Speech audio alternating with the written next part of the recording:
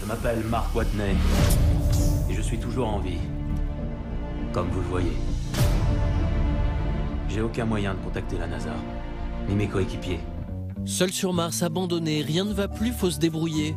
Dans son nouveau film, Ridley Scott transforme Matt Damon en MacGyver de la planète rouge. Le film raconte l'histoire d'un gars en mission avec un groupe d'astronautes sur Mars. Et il y a cette folle tempête qui les frappe. Il est séparé du groupe, blessé, et ils ont toutes les raisons de croire qu'il est mort. Ils suivent alors la procédure d'évacuation, et mon personnage doit alors se débrouiller pour survivre sur une planète où rien ne pousse. Face à cette situation accablante, je n'ai pas le choix. Je vais devoir en chier de la science. Mars, l'univers, nouvelle terre promise des réalisateurs. Le film de Ridley Scott cartonne aux États-Unis. Dans ta face, Neil Armstrong. George Clooney, Sandra Bullock, Matt Damon, Matthew McConaughey ou encore Jessica Chastain. Depuis 2 ans, Hollywood envoie toutes ses stars dans les étoiles. Parmi les films qui sortaient depuis 20 ans, il n'y avait pas eu de véritable film dans l'espace. Récemment, avec Gravity, Interstellar et Seul sur Mars, nous avons une résurgence de films qui racontent des voyages dans l'espace ou des aventures d'exploration.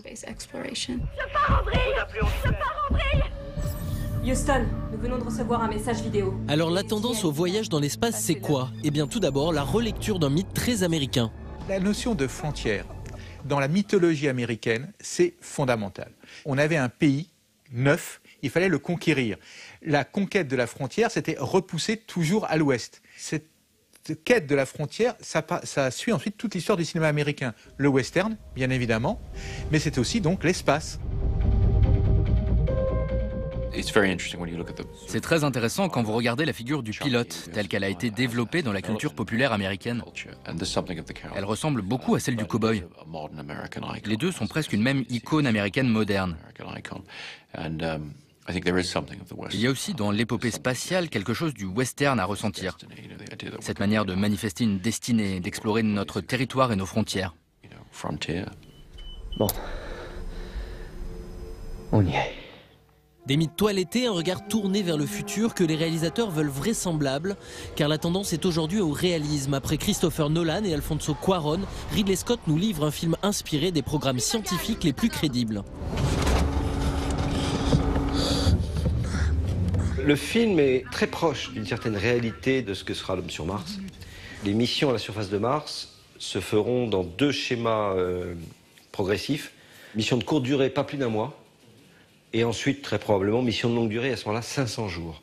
Entre les deux, il n'y a pas d'intermédiaire. Or, le thème du film, vous l'avez compris, c'est qu'il a prévu de rester 30 jours, et malheureusement, il va devoir rester 500 jours. Voilà. Donc, et là-dessus, c'est parfaitement vrai, parce qu'il faut attendre que la Terre et Mars soient en configuration favorable pour le retour. Pour autant, à près de 50 ans du premier homme sur Mars, on vous rassure, on n'est pas encore dans le documentaire. Ces films, c'est avant tout, pour nous, scientifiques, c'est un peu un divertissement et puis c'est un jeu des 7 erreurs, quoi, voilà.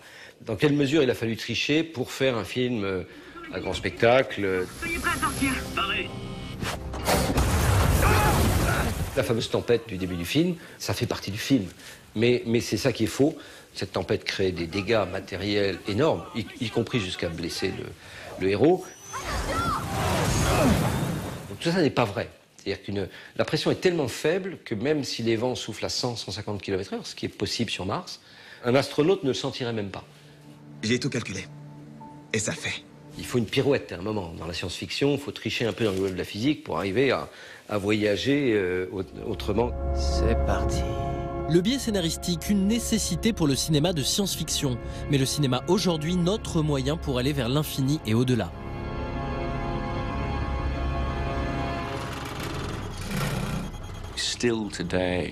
Aujourd'hui encore, l'expérience cinématographique est notre meilleur moyen pour ressentir ce qu'il y a au-delà. Observer, imaginer ce que peuvent être des mondes différents. Quand nous regardons vers les étoiles, quand nous regardons au-delà de ce que nous connaissons, les films sont encore notre meilleur outil pour le faire. Tes commandes ne répondront pas ici. On est en train de traverser le bulk, de l'espace au-delà de nos 3 dimensions. On peut juste observer et prendre note.